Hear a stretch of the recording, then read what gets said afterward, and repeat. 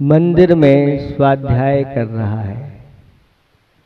कैसे कर रहा है? पुराने जमाने की बात है, गांव की बात है। स्वाध्याय करता था, महाराज श्री से नियम लिया था। लेकिन एक दिन मंदिर में गया और मंदिर में जिस पेटी में शास्त्र रखे थे उसमें ताला लगा हुआ था, चाबी मिली नहीं। अब स्वाध्याय करना है, शास्त्र है नहीं, तो कैसे करें? उसने ताश की गड्डी निकाली और एक टेबल पर बिछा दी और क्रम क्रम से वह स्वाध्याय करता चला जा रहा है। एक एक पत्ता उठाता चला जाता है और स्वाध्याय कर रहा है।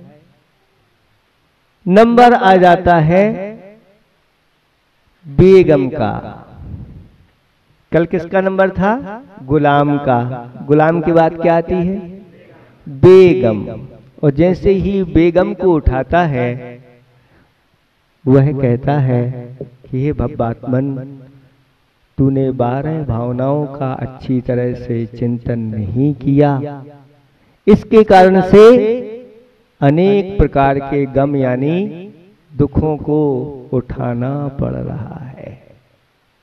अगर इन 12 भावनाओं का चिंतन करते हुए अपने जीवन में अगर ये 12 भावनाएं उतार ली गई तो बेगम यानी गम से रहित हो जाता।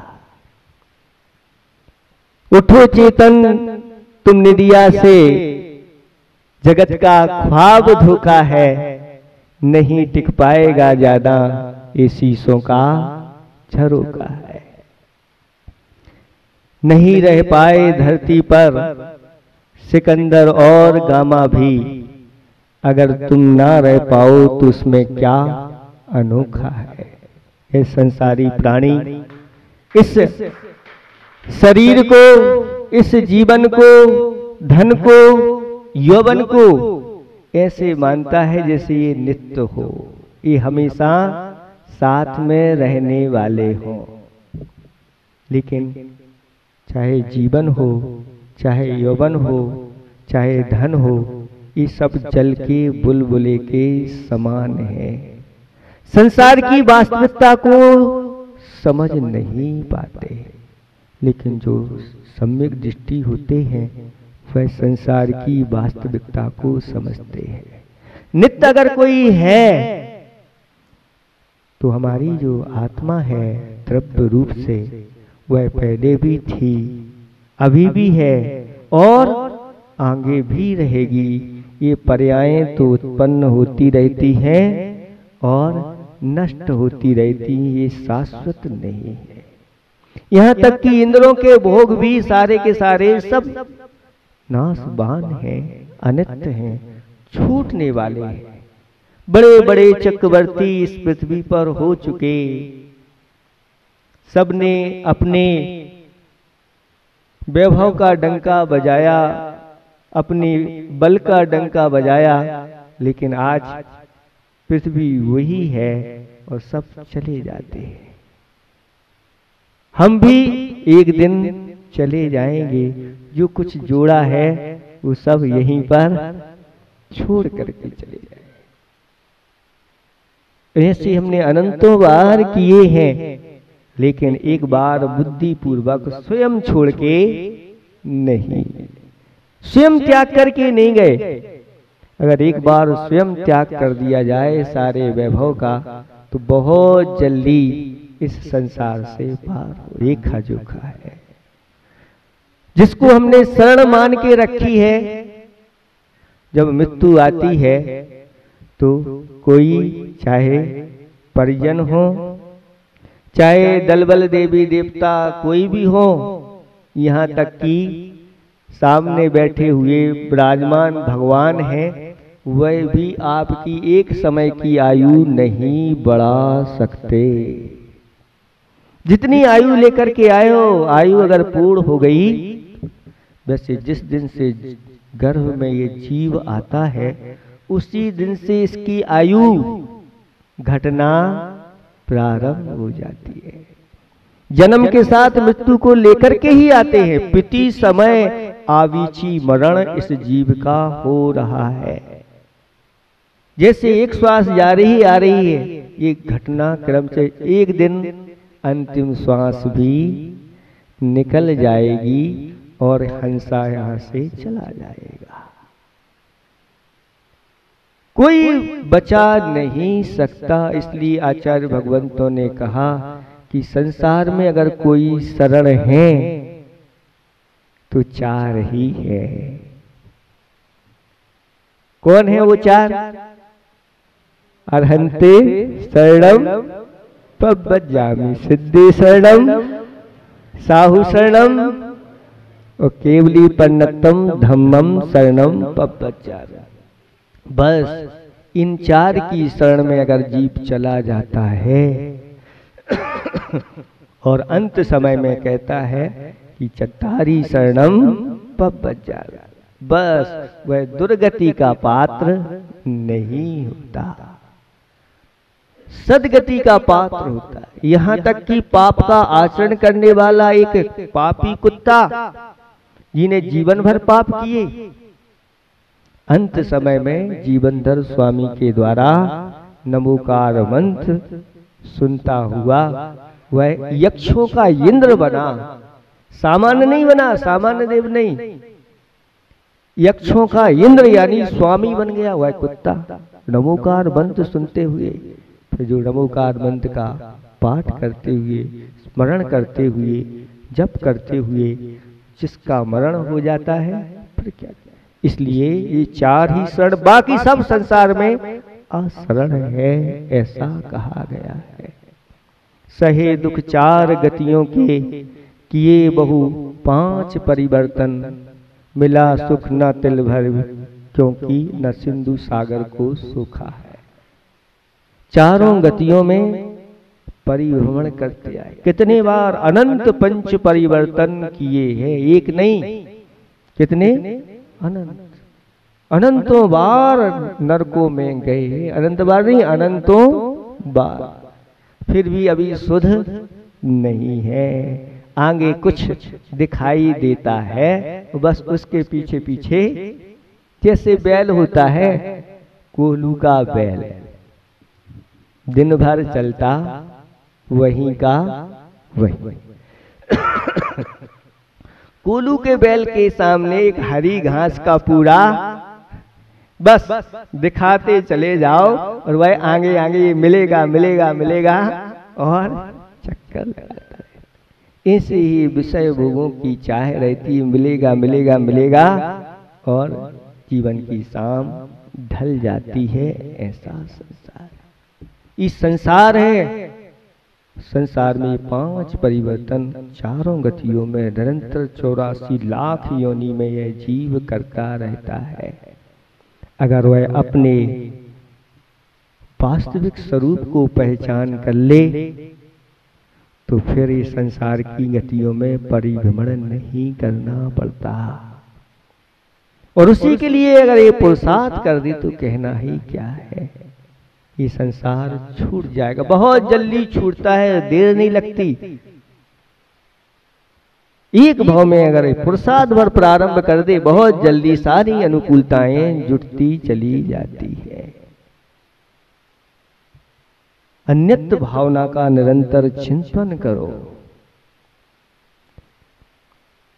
घोड़ा हंसा अकेला ही जुड़ा है काफिला, अब तक यहीं रह जाए मरने पर, ये मानो तो ही चोखा है। हंसा यहाँ से उड़ जाता है और सब यहीं पर पड़ा रहता है।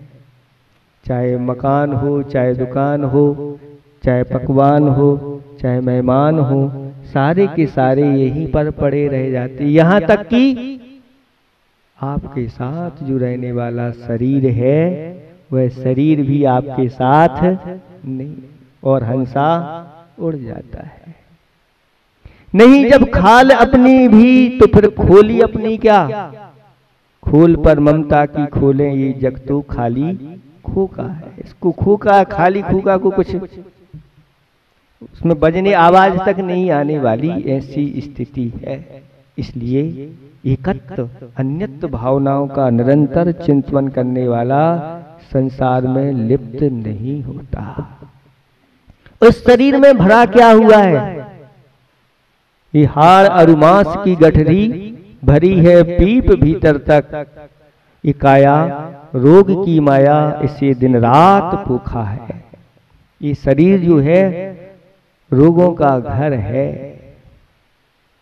मल मूत्र आदि से ही उसकी उत्पत्ति हुई है और वही उसमें भरा हुआ है। इस शरीर के प्रति हे भक्तात्मन मोह छोड़ करके और बीतराग भगवान के प्रति मोह धारण करो और अच्छी तरह से उनकी भक्ति पूजा आराधना उनको अपने अंदर विराजमान करो। हुआ जो छेद नैया में भरे त्यों पानी कर्मों का, किनारा होता है वो जल दस्ता त्यों जीव नौका। जैसे नौका में छेद हो जाते हैं तो वह पानी से भर जाती है और डूब जाती है, किनारा ओझल हो जाता है। वैसे ही इस जीव के अंदर मिथ्यात अविरति कसाय प्रमाद योग इनके माध्यम से बड़े बड़े छेद हैं। निरंतर पापों का आश्रय होता रहता है और यह संसारी प्राणी रूपी नौका संसार में डूब जाती है, किनारा नहीं मिल पाता। इसलिए इन आश्रयों से बचो, मिथ्यात का त्याग करो, व्रतों की ओर आगे बढ़ो, कसाओं को मंद करो, प्रमाद को छोड़ो और अपने योगों को अच्छी तरह से सरल बनाओ। तो ही इस मनुष्य जीवन की सार्थकता है। जो आवे होश नाविक को लगावे डांट संबर की, समिति गुप्ती परिचय जय आदि चारित्र, ये इस प्रकार की चीजें हैं जिसके माध्यम से उस आश्रय में डांट लग जाती है। जैसे नौका में कपड़े से छेदों को बंद कर दिया जाता है तो पानी आना रुक जाता है। ऐसे ही व्रत समिति आदि के माध्यम से आश्रय कर्मों का रुक जाता है। फिर क्या करता है? उलीचे दोनों हाथों से तपन से सूखे ज्यों पानी। जैसे दोनों हाथों से उस पानी को उलीचता चला जाता है नाविक, वह पानी बाहर होता चला जाता है। ऐसे ही यह प्राणी तप के माध्यम से अपने कर्मों को बाहर समय से पहले झड़ने को कर्म को तप में झोंका है। तप में माध्यम से इन कर्मों को जला दिया जाता है। ये तप भावना यानी निजरा भावना है। अधु अरुमध्य ऊपर भी लगत है लोक पुरुषाकार, इसी में जीव भटकन कर कभी हंसता और रोता है। यह लोक पुरुषाकार है।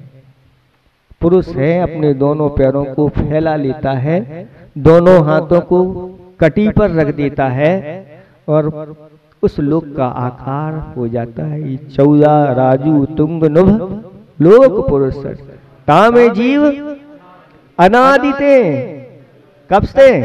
इसका कोई आदि नहीं है। अनादि काल से यह अज्ञान के कारण से कभी रोता है तो कभी अच्छी चीज मिल जाती है तो हंसने लग जाता है और अच्छी चीज हाथ से चली जाती है तो रोने लगता है।